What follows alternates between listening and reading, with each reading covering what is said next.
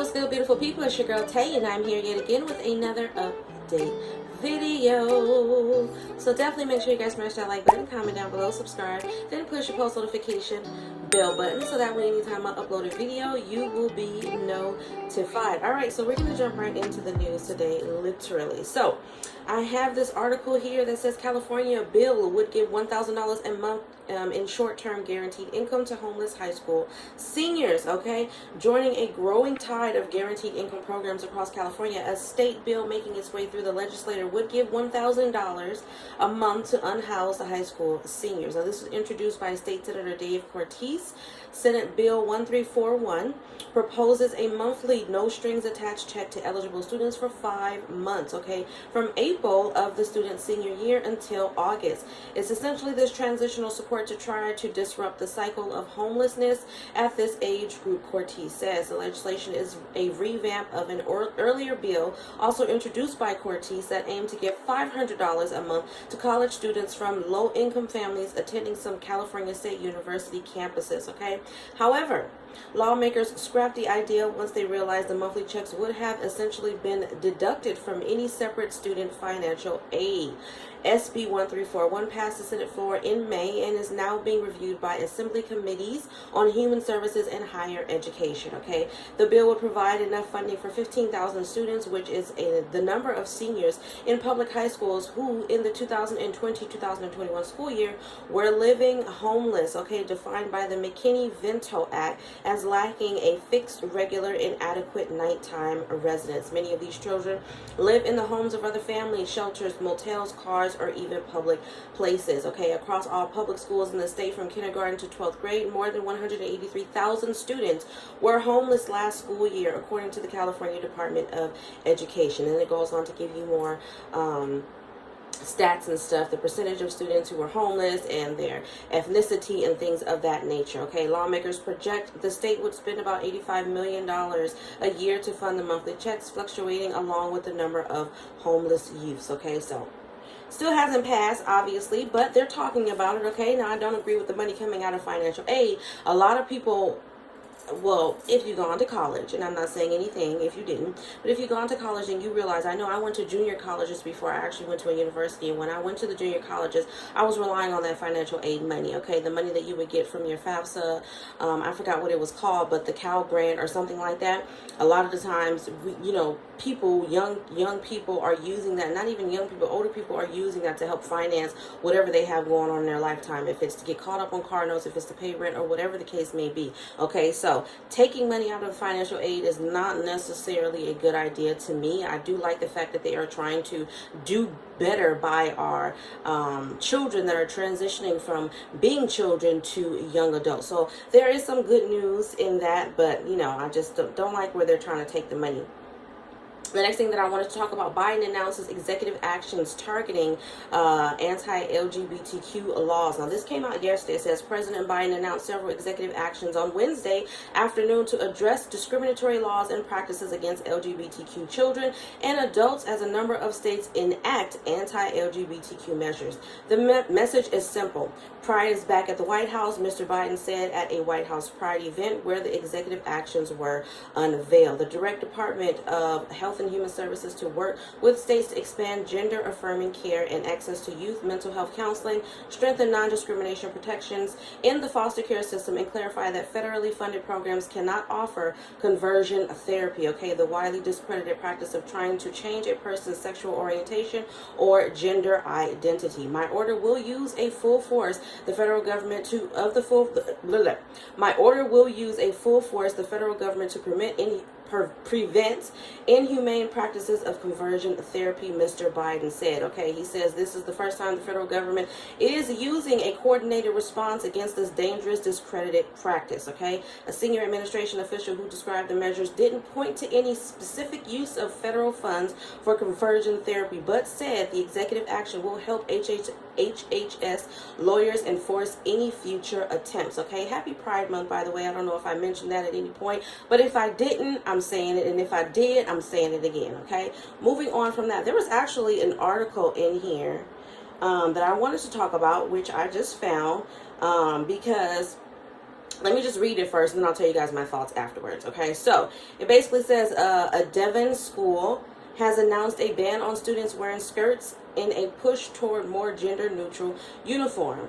Tiverton High School sent a letter to parents this week informing them of changes to the timing and structure of the school day and changes to its school uniform policy from September. Among the changes is a new rule stating all pupils must wear trousers. Okay, I'm assuming that that's pants.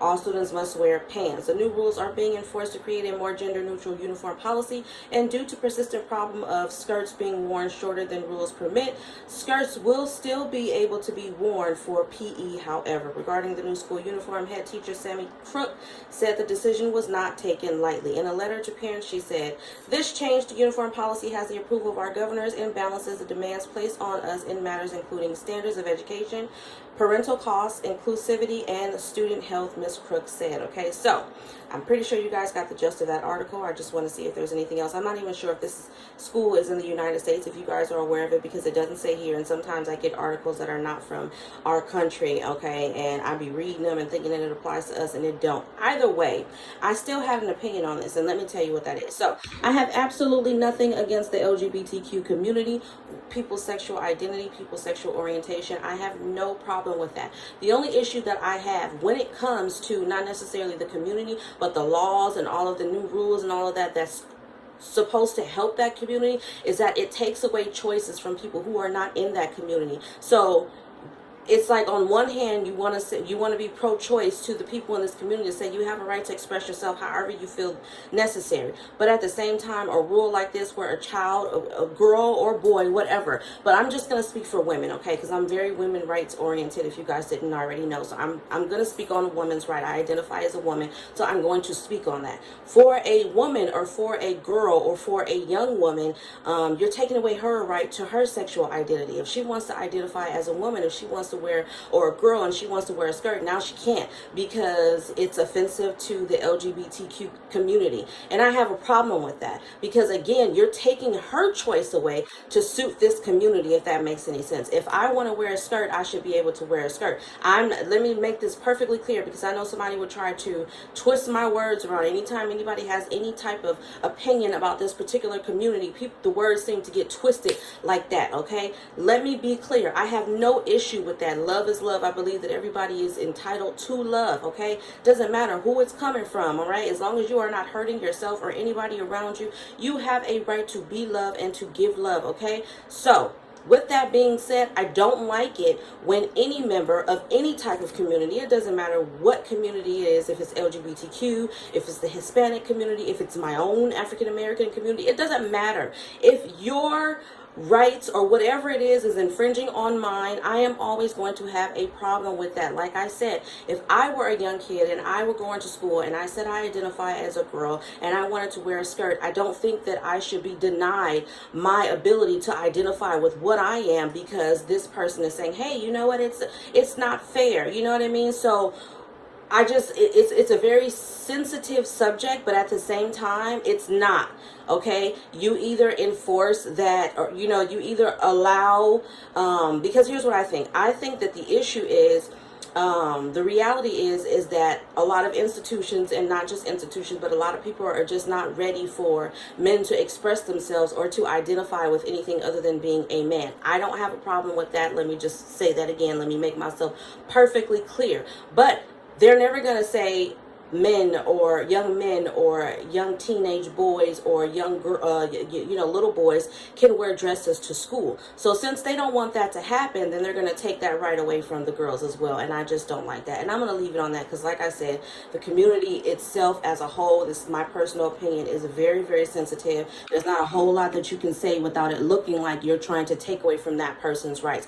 What I am going to continue to say moving forward, regardless of how anyone feels about it, is I do feel like certain things that come out from that community infringes on everybody else's right to be who they are at the same time. It shouldn't be a battle of, well, you can't do, well, I can't do it, so you can't do it either. That's childish to me. That's temper tantrum oriented, and I'm just not for that, okay? If you want to wear a dress, honey, wear a dress, man or female, it doesn't matter. Just don't take away my right to identify and to express myself however I may deem necessary, okay? That's the only thing I'm going to say about that. Now, moving on, because your girl girl literally got 3 minutes left before her break is over. I wanted to go over emergency SNAP maximum benefits for the month of June. So we're going to try to make this quick.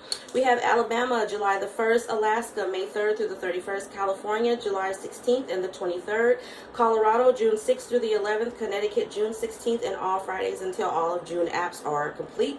Delaware, June 29th, DC, regular issuance. Georgia, no payout date yet, but you are approved. Hawaii, July the 11th. Illinois, June the 21st through the 29th. Kansas, July 15th through the 24th. Louisiana, June 4th, 11th, 18th, and 25th. Maine, June 10th. Maryland, June the 1st through the 30th. Massachusetts, July 1st. Michigan, June 11th through the 20th.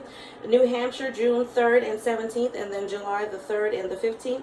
New Jersey, June the 1st through the 5th. New York City, June the 15th through the 29th, and then the rest of the state will be June the 6th through the 9th, and then the 12th through the 16th, all benefits to be available the next day. North Carolina, June the 22nd through the 30th, and then July 1st. Ohio, June 22nd. Oklahoma, June 10th through the 15th. Oregon, June 10th, 29th, and July 1st. Pennsylvania, June 16th and 18th through the 18th, and then the 22nd through the 25th, and then the 28th through the 30th, and then a final run on August the 5th. Rhode Island, June the 3rd. South Carolina, June the 1st through the 19th. Texas, June 6th through the 10th, but give it all the way until the end of the month. Utah, June 26th. Virginia, June 16th. Washington, June 2nd through the 20th. West Virginia, June 7th and July 13th. Wisconsin, June the 11th, and then August the 13th for our final run, and then Guam as June the 17th. Alright, you guys, this was a quick and simple video today. I hope this information was in some way helpful or useful to you guys at least a little bit. Do me a favor, if you haven't already, don't forget to smash that like button, because it really does help to let YouTube know that you like what I'm doing and you want me to stick around. Also, don't forget to subscribe to my beauty and lifestyle channel. The link will be down below in the description box. Leave me some pink hearts down below. Let me know you made it all the way to the end of the video. And as always, I am going to say, remember to live, love, elevate, and I will definitely see you guys in the next video. Peace, y'all.